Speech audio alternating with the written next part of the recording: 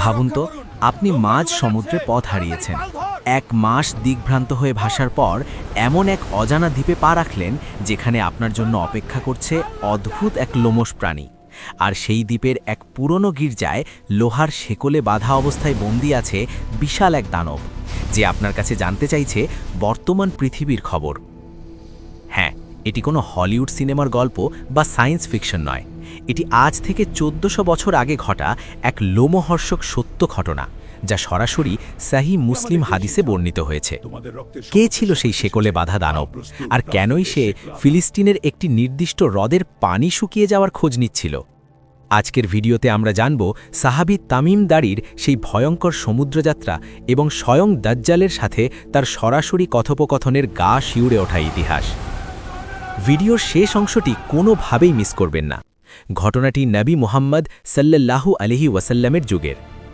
তামিম আদ-দারি ছিলেন মূলত একজন খ্রিস্টান পণ্ডিত, যিনি পরবর্তীতে ইসলাম গ্রহণ করেন। একদিন তিনি লেখাম এবং জুজাম গোত্রের আরও 30 জন সঙ্গীকে নিয়ে এক দীর্ঘ সমুদ্রযাত্রায় বের হন।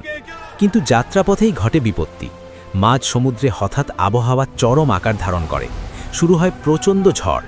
সাগরের দানবাকৃতির ঢেউ তাদের জাহাজটিকে খেলনার মতো ভাসিয়ে নিয়ে যেতে থাকে। দিক হারিয়ে তারা টানা 1 মাস সাগরে ভাসতে থাকেন। খাবার আর পানি যখন শেষের দিকে, ঠিক তখন সূর্যাস্তের আগ মুহূর্তে তারা দূরে একটি অজানা দ্বীপের সন্ধান পান।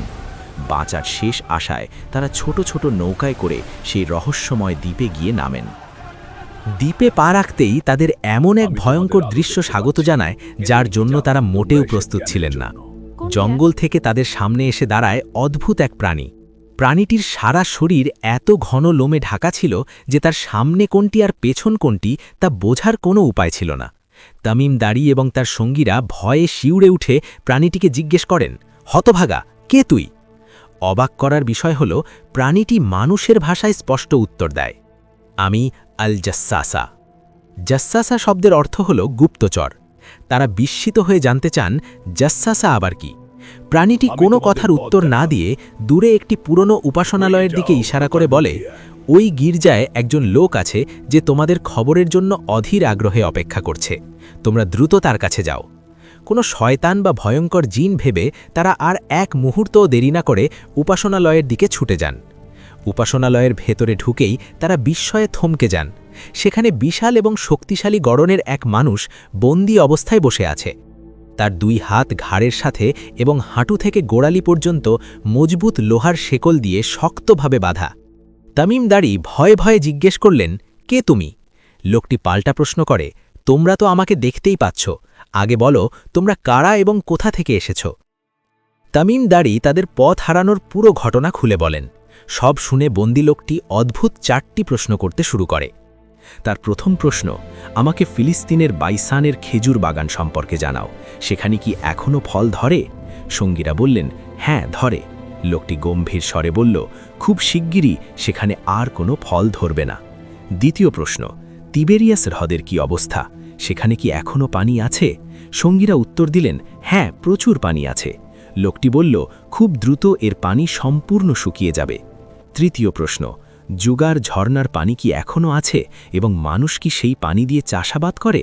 সঙ্গীরা ইতিবাচক উত্তর দিলেন। এরপর লোকটি সবচেয়ে গুরুত্বপূর্ণ শেষ প্রশ্নটি করে। সে বলে, আমাকে নিরক্ষরদের নবীর সম্পর্কে জানাও, তিনি এখন কি করছেন? তামিম দারি বললেন, তিনি মক্কা থেকে হিজরত করে মদিনায় গিয়েছেন এবং আরবরা তার বশ্যতা স্বীকার করেছে। লোকটি তখন বলে, তার আনুগত্য করাই তাদের জন্য সবচেয়ে ভালো।